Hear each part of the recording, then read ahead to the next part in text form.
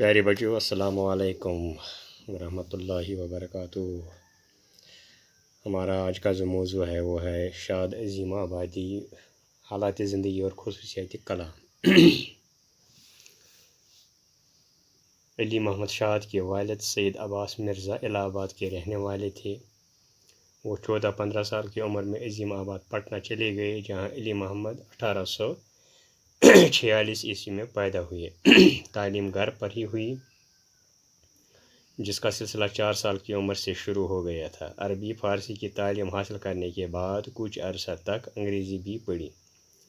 اپنی ذاتی لیاقت اور لائق اساتذہ کی تربیت سے اردو، فارسی اور عربی زبانوں نیز مذہبی علوم اور فن شعر میں ایسی مہارت حاصل کی کہ ان کا شمار دور جدید کے اہل علم شعراء میں ہوتا ہے۔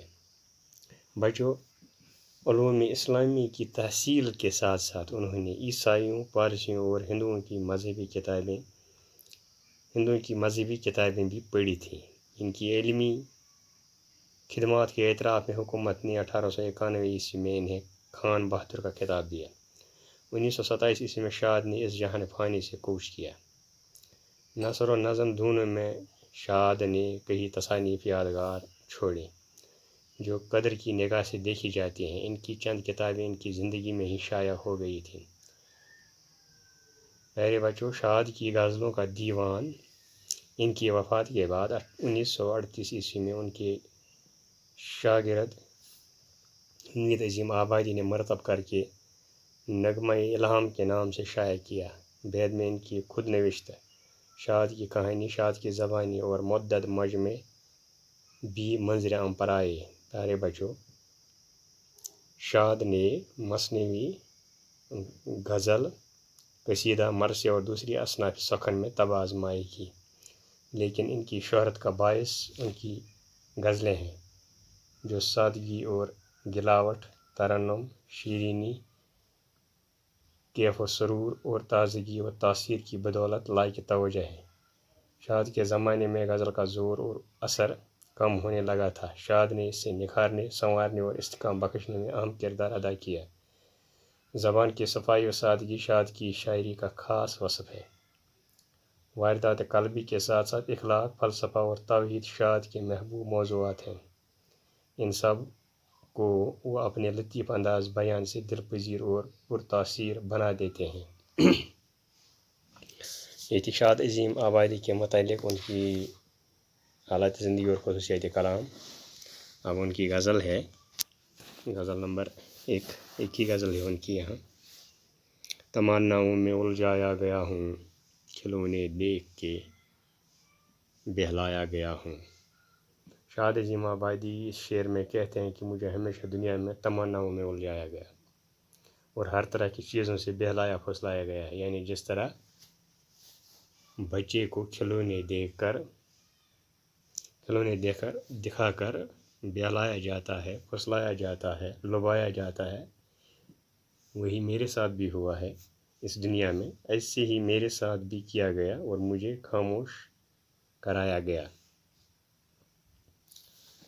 اس کوچے کے ہر ذرے سے آگاہ، ادھر سے مدتوں آیا گیا ہوں۔ شاد عظیم آبادی اس شعر میں کہتے ہیں کہ اس دنیا کی ہر چیز سے میں واقف ہوں، میں بہت پہلے یہاں لایا گیا ہوں، یعنی اس دنیا میں بسایا گیا ہوں۔ دل مضطر سے پوچھ اے رونے کے بزم میں، خود آیا نہیں لایا گیا ہوں۔ شاعر شعر میں فرماتے ہیں، کہتے ہیں شاد عظیم آبادی کہ اے میرے محبوب، میرے پریشان دل سے پوچھ کہ میں یہاں خود نہیں آیا ہوں، بلکہ مجھے تمہاری اس محفل میں لایا گیا ہے۔ میں خود نہیں آیا بلکہ مجھے بلایا گیا ہے، لایا گیا۔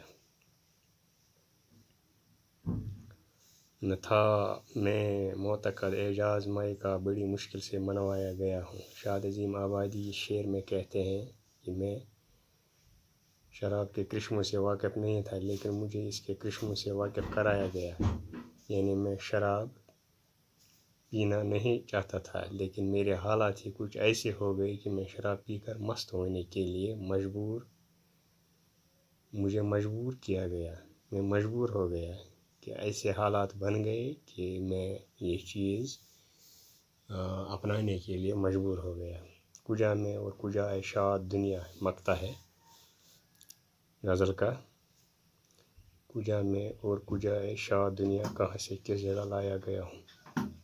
شاد عظیم آبادی شعر میں اپنے آپ سے مخاطب ہو کر فرماتے ہیں کہ میری حقیقت اور دنیا کی حقیقت الگ الگ ہے، یعنی آدم پہلے جنت میں تھا اور وہاں دنیا کے یہ رنج و غم نہیں تھے، لیکن جب اسے زمین پر اتارا گیا تو رنج و غم، پریشانیاں، مصیبتیں اس کے ساتھی بن گئے۔ دنیا جو ہے یہ غموں، پریشانیوں اور مصیبتوں کا گھر ہے۔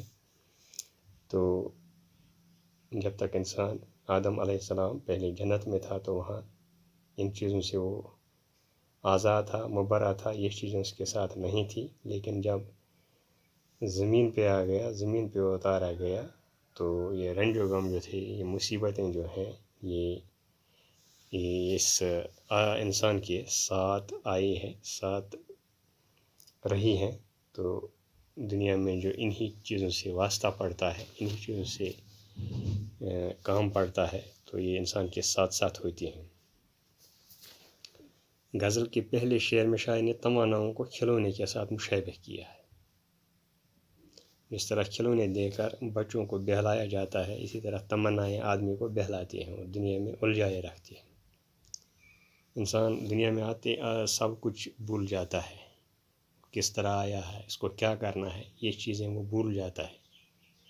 دنیا جو ہے لالچ، تمنا، آرزوؤں کی جگہ ہے، یہاں یہ چیزیں اس کو بہلاتی ہیں، پھسلاتی ہیں، تو وہ سب کچھ اصل میں جو اس کا مقصد ہے وہ بھول جاتا ہے۔ دوسرے شعر میں دنیا کو اس کوچے سے مشابہ کیا گیا ہے جس میں عرصے دراز سے انسانوں کا آنا جانا جاری ہے۔ جب سے دنیا قائم ہوئی ہے تب سے لوگ آتے گئے، جاتے گئے، لوگ آتے ہیں چلے جاتے ہیں، تو یہ ایک کوچہ ہے، دنیا کی تشبیہ کوچے سے کی گئی ہے۔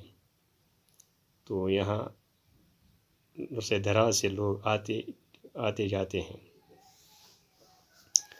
تو یہ تھی غزل شاد عظیم آباد کی۔ کل اس کے کچھ سوالات جو ہیں ان کے جوابات ڈھونڈنے کی کوشش کریں گے ہم۔